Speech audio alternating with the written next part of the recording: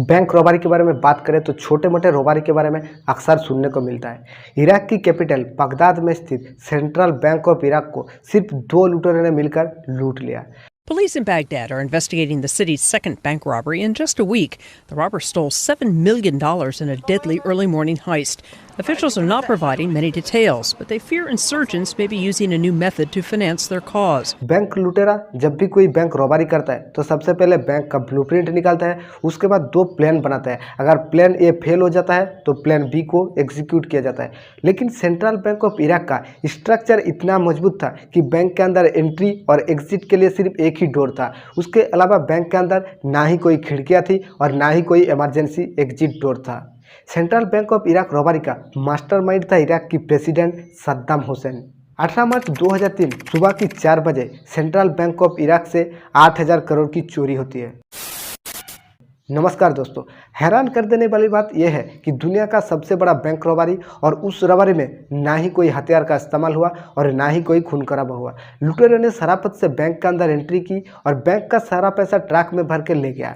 ये घटना को आप काफ़ी हद तक बॉलीवुड और साउथ फिल्म इंडस्ट्री की मूवीज के साथ रिलेट कर सकते हो, जहाँ पर नेता लोग दिन के उजाले में जनता के सामने हाथ जोड़ता है और पीठ पीछे सारे काले काम करता है। तो आइए जानते हैं कि क्यों और कैसे बैंक लुटेरों ने बिना कोई हथियार का इस्तेमाल किए सिर्फ प्रेसिडेंट का एक चिट्ठी की मदद से पूरा का पूरा सेंट्रल बैंक ऑफ इराक को लूट लेता है।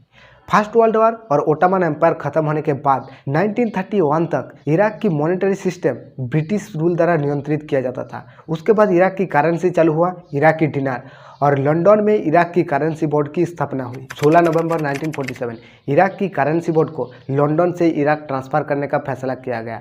1949 में इराक की करेंसी बोर्ड को नेशनल बैंक ऑफ इराक में ट्रांसफ़र किया गया। 1956 में नेशनल बैंक ऑफ इराक का नाम रखा गया central bank of Iraq. Currency board को सेंट्रल बैंक में स्विच करने के बाद इराक को एक बहुत बड़ा मंदी का सामना करना पड़ा। इंटरनेशनल मार्केट में इराकी दिनार का ट्रेड होना बंद हो गया। 16 जुलाई 1979 इराक की प्रेसिडेंट बनता है सद्दाम हुसैन और धीरे धीरे इकोनॉमिक सिस्टम में सुधार आता है। फिर से इंटरनेशनल मार्केट में इराकी दिनार का ट्रेड होना चालू होता है।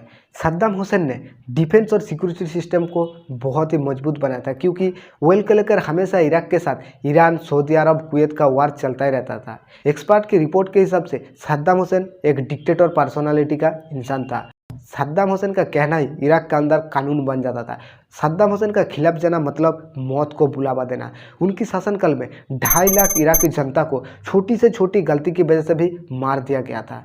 साल 2000 के बाद ऑयल को लेकर अमेरिका और इराक के बीच वार हमेशा चलता रहा। अमेरिका चाहते थे इराक के अंदर ऑयल के ऊपर अमेरिका का भी कंट्रोल रहे, लेकिन सद्दाम हुसैन इसको मानने के लिए राजी नहीं था और इसी वजह से अमेरिका हमेशा इराक के ऊपर दबाव डालना शुरू किया और कई प्रकार के आरोप लगाना चालू किया कि इराक आतंकवादी को रहने के लिए जगह दे रहा है और न्यूक्लियर जैसा हथियार बनाने की प्रयास कर रहा है। इसी वजह से इराक के अंदर कई बार तलाशी भी हुआ, लेकिन कुछ भी हासिल नहीं हुआ। 24 फरवरी 2003 सद्दाम हुसैन CBS न्यूज़ पर 3 घंटा तक इंटरव्यू देता है और उस इंटरव्यू में कहता है कि ना ही इराक आतंकवादी को रहने के लिए जगह दे रहा है और ना ही न्यूक्लियर जैसा हथियार बनाने की प्रयास कर रहा है। उन्होंने टेलीविजन पर जॉर्ज बुश के साथ लाइव डिबेट करने का इच्छा जताई, लेकिन जॉर्ज बुश ने इनकार कर दिया और इसी बीच अमेरिका इराक के ऊपर हमला करने का तैयारी कर चुका था।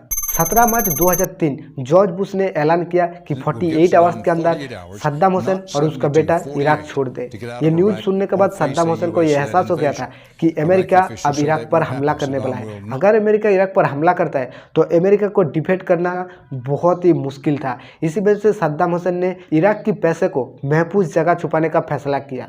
18 मार्च 2003 सुबह की 4 बजे सद्दाम हुसैन की बेटा कुसे हुसैन, जो कि इराक की डिफेंस सिक्योरिटी का हेड था, सद्दाम हुसैन की पर्सनल सिक्योरिटी आबिद हमीद महमूद के साथ 3 बड़े ट्रक लेकर सेंट्रल बैंक ऑफ इराक पहुंचते हैं। सेंट्रल बैंक ऑफ इराक में एंट्री करने के बाद सिर्फ 3 स्टाफ को छोड़ के बैंक की सारी स्टाफ को बाहर निकाल दिया जाता है। उन 3 स्टाफ में से एक था बैंक की डायरेक्टर, एक था इराक की फाइनेंस मिनिस्टर और इराक की खजाने की हेड। बैंक में एंट्री करने के बाद सद्दाम हुसैन की PA बैंक की डायरेक्टर को एक चिट्ठी देता है, जिस चिट्ठी में सिर्फ 3 ही लाइन लिखा रहता है और उसमें देश की प्रेसिडेंट का सिग्नेचर और मोहर था। जिस चिट्ठी में लिखा था कि बैंक की पैसे को कहीं महफूज जगह ले जाना होगा। ये नेशनल सिक्योरिटी का इशू है, इसीलिए बैंक की सारे पैसे कुशे हुसैन के हवाले कर दिया जाए। बैंक डायरेक्टर ने इस चिट्ठी को पढ़ने के बाद उसके पास दूसरा कोई रास्ता मौजूद ही नहीं था, क्योंकि जिस चिट्ठी पर देश की प्रेसिडेंट का मोहर के साथ साथ सिग्नेचर हो, उस चिट्ठी पर पाबंद लगाने की हिम्मत नहीं की बैंक की डायरेक्टर ने, और बैंक की डायरेक्टर ने पैसे को ले जाने की अनुमति दी। 5 लोगों ने मिलकर बैंक की पैसे को बॉक्स में भरते हुए ट्रक में लोड करने लगा। रकम इतना ज़्यादा था कि 3 ट्रक को भरने के लिए 5 घंटा लगा था। ट्रक में जगह ना होने की वजह से कुछ पैसे को मजबूरन बैंक के अंदर ही छोड़ना पड़ा। कुशे हुसैन बैंक से पैसा लेकर निकालने के कुछ ही घंटे बाद अमेरिकी सेना की ओर से पहला मिसाइल के गिरता है इराक की कैपिटल बगदाद में, और कुछ ही घंटों बाद अमेरिकी सेना ने सेंट्रल बैंक ऑफ इराक को अपने कब्जे में ले लेता है। उसके बाद पता चलता है कि सेंट्रल बैंक ऑफ इराक से पैसा पहले ही निकाल लिया गया है। इंटेलिजेंस की रिपोर्ट के हिसाब से अमेरिकन आर्मी ने पैसे भरे ट्रक को सीरिया की बॉर्डर की ओर जाते हुए देखा था। अमेरिकी सेना कहता है कि सद्दाम हुसैन अमेरिकी सेना से बचने के लिए पैसा को सीरिया की बॉर्डर की ओर भेज दिया। 19 मार्च 2019 अमेरिकी सेना सद्दाम हुसैन की पैलेस पर हमला करता है, और तलाशी के दौरान सद्दाम हुसैन की पैलेस के पीछे एक दीवार के नीचे से $650 मिलियन बरामद करता है। अमेरिकी सेना यह दावा करता है कि सेंट्रल बैंक ऑफ इराक से लूटा हुआ पैसा था वो, लेकिन कुछ लोगों का मानना है कि सद्दाम हुसैन का दूसरा बेटा उदय हुसैन का पैसे रखने का बहुत ही शौक था, और ये पैसा शायद उदय हुसैन का था।